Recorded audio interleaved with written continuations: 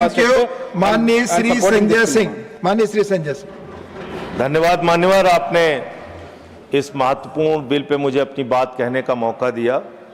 मान्यवर, जिस तरह से देश में अपराधों की संख्या बढ़ रही है, हत्या, लूट, बलात्कार, जमीनों पे कब्जा करने की घटनाएं बढ़ रही हैं, उसी प्रकार से जजों की भी संख्या बढ़नी चाहिए और कोर्ट्स की भी संख्या बढ़नी चाहिए, कोर्ट रूम की हालत भी सुधरनी चाहिए। उस दिशा में ये एक अच्छी पहल है सरकार की ओर से। लेकिन मान्यवर, मैं आपके माध्यम से इस सरकार से पूछना चाहता हूं कि देश के जिला न्यायालयों में 5 करोड़ केसेस पेंडिंग पड़े हुए हैं। 5 करोड़ केसेस पेंडिंग पड़े हुए हैं। देश के हाई कोर्ट्स के अंदर 60 से 65 लाख केसेस पेंडिंग पड़े हुए हैं। सुप्रीम कोर्ट के अंदर 96,000 केसेस पेंडिंग पड़े हुए हैं।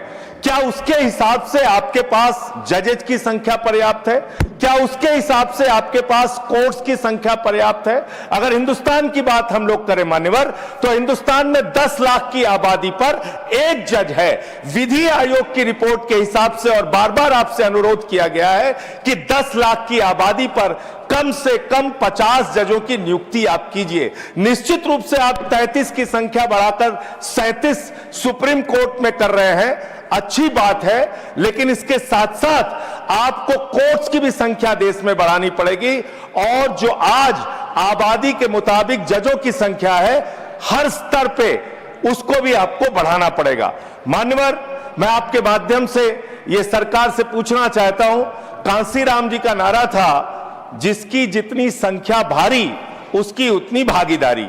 आज मैं बड़ी विनम्रता पूर्वक आपसे पूछना चाहता हूं, सुप्रीम कोर्ट के जजेस में कितने पिछड़े समाज से हैं, कितने दलित समाज से हैं, कितने आदिवासी समाज से हैं, कितने समाज के वंचित तबके से आते हैं?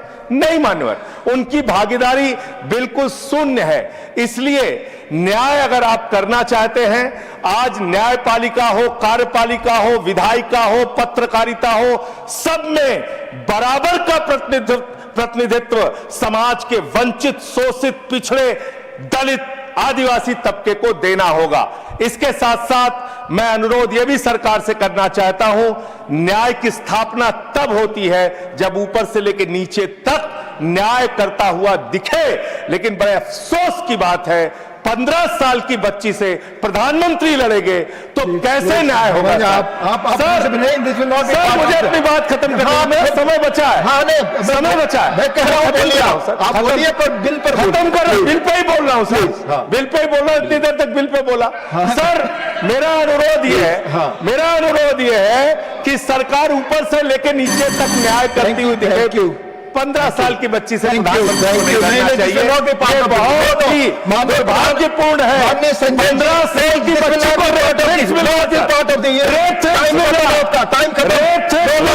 15 साल की बच्ची को कैसे? धन्यवाद माननीय सदस्यगण, आपको मालूम है, प्लीज बोलो। संजय सिंह जी पहली बार किसी गवर्नमेंट बिल को समर्थन दिया है और अच्छा पहल है बोला है, अच्छा लगा। प्लीज, झूठ सब असंसदीय है, झूठ असंसदीय है। संजय जी बैठ जाइए, आप बैठ जाइए, उन्हें बोलने दीजिए। मैंने आपको तारीफ इसलिए किया क्योंकि आपने बिल को अच्छा पहल बोला।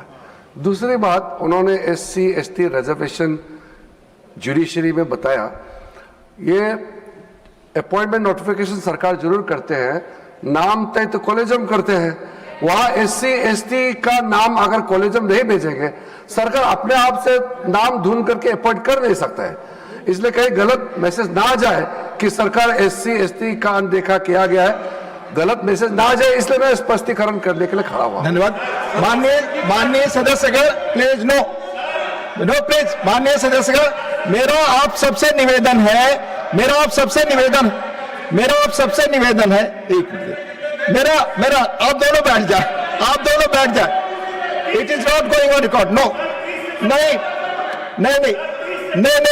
माननीय सदस्यगण, आप सभी अच्छी तरह जानते हैं कि बड़े पदों पर बैठे हुए लोगों के बारे में कोई टिप्पणी करना चाहते हैं तो सब्सटेंसी मोशन लाना चाहते हैं। अब ये रूल से अवेयर होते हुए भी आप ऐसा करते हैं, दुर्भाग्यपूर्ण है। प्लीज माननीय श्री संजय यादव